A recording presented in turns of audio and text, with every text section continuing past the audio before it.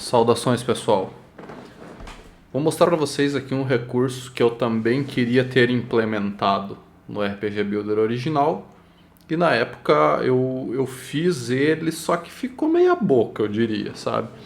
Então, o RPG Builder original, ele tinha um comando lá em Lua que você escolhia a hora do dia, né?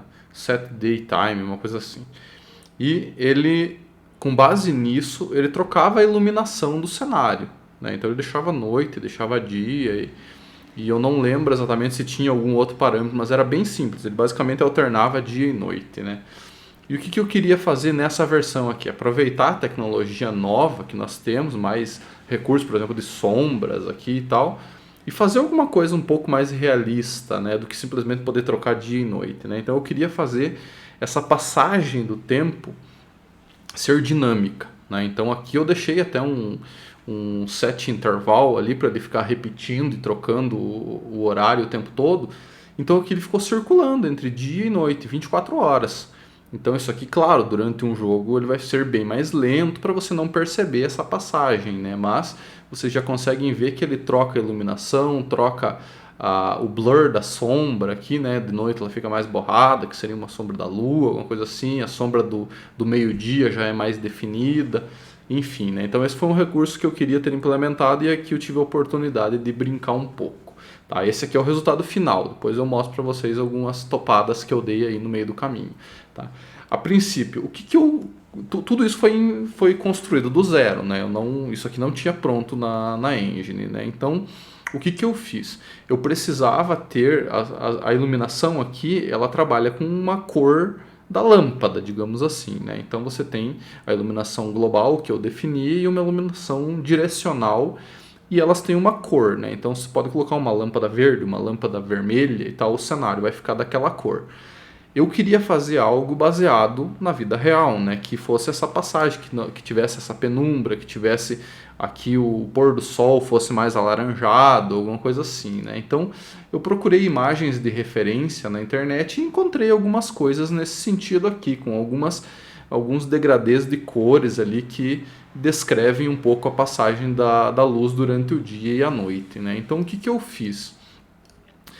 Para ficar fácil de implementar isso aqui, eu precisaria ter um buffer com vários pixels de cores diferentes que eu pudesse acessar de acordo com a hora do dia que eu selecionasse, né? Então o que eu fiz? Eu criei no GIMP uma imagem aqui que ela é 24 por 2. Então eu tenho duas iluminações, a iluminação global e a iluminação que seria o sol, né? A direcional lá, né?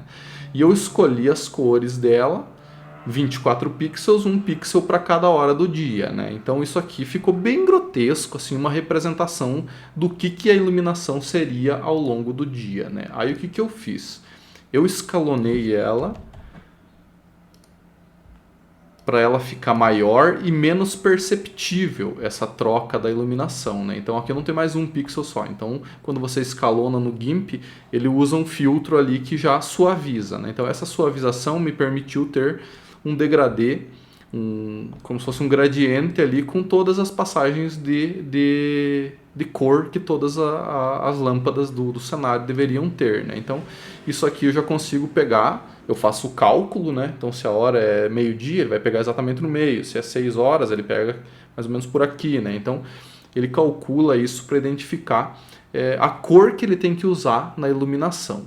Certo? Esse foi um dos passos da minha implementação. Agora vocês devem observar que a iluminação ela circula, né? O sol ali, depois ele vira como se fosse a iluminação da lua e tal, ele fica circulando para ser um loop infinito, isso aí, né? E aqui eu tive um pequeno problema, agora ele está funcionando legal, mas eu vou mostrar para vocês um commit anterior aqui e vou contar para vocês onde que eu achei inspiração para resolver.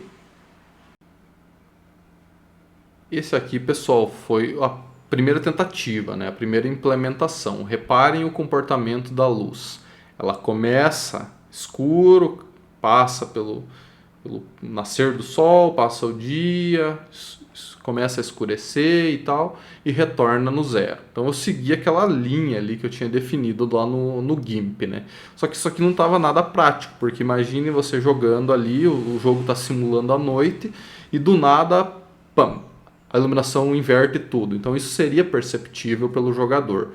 Tá? Aí eu percebi que esse comportamento linear que eu estava fazendo não funcionaria. Então eu tive que buscar inspiração em outros cenários ali para ver como que os outros jogos implementam isso. Né? Então eu dei uma pesquisada na internet, vi alguns vídeos e encontrei se eu não me engano no YouTube, um time-lapse do Zelda Breath of the Wild, que eles filmaram a passagem do dia e da noite. Lá eu percebi que eles não fazem linear dessa forma aqui, eles fazem circular.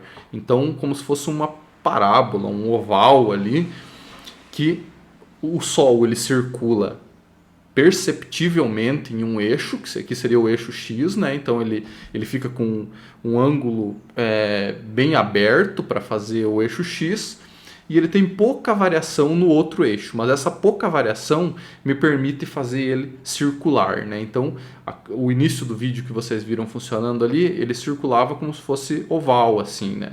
E o que isso ficou legal? Porque, passando esse oval, eu consegui ter, por exemplo, o negativo do eixo Z aqui, que seria, né, a profundidade, poderia ser a representação do dia, e o positivo será a representação da noite. Isso, além de resolver esse problema da quebra da iluminação aqui, me permitiu saber quando é dia e quando é noite lá no shader.